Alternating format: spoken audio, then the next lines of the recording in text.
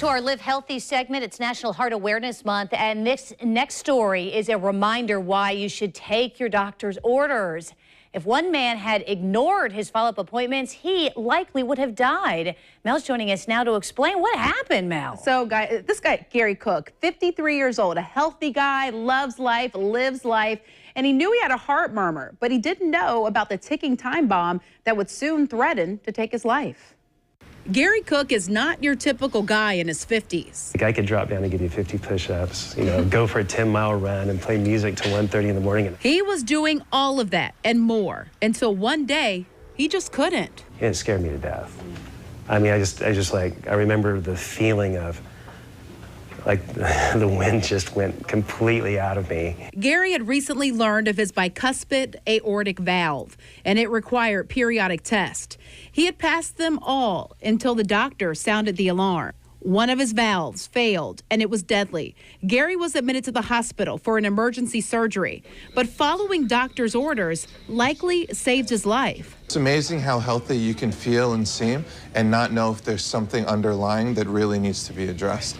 Because that's what it sounds like going on. I'm running marathons and then having critical stenosis from a bad aortic valve. Those two don't seem to go hand in hand. But when you're young, you push yourself, and young people don't always seem to look as sick as they can be underneath. Dr. Moradi says with any patient, follow-up care is crucial, especially when it comes to matters of the heart.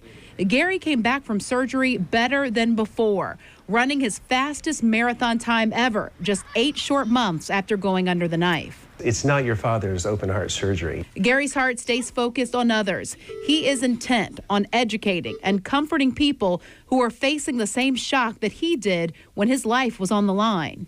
It's like, hey, if I can do it, you can do it too. And it was so, sorry. To see that guy sitting in my room. It's not my room, but the very room that I was in. He looked to be about my age. It was like, it really touched me. It's like, I know what that guy feels like. He also wrote a book entitled, If I Can Make It, You Can Too. And he means it with every step he takes. I'm completely asymptomatic, in the gym all the time.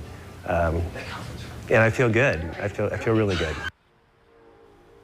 He's an amazing guy, and he is still making connections. In fact, OPMC kind of stumbled on him. He's now providing videos that they're sharing with other people, and it's his efforts to share his story with people who are also expecting to get open heart surgery. His motto is simple: if I can do it, so can you. Bruce, Jen, back to you. What an typical guy, story. Though. Guys don't go to the doctor. Yeah, guys don't heed doctor's warnings. But he did. Got to pay attention, yeah. He did. He did. Great.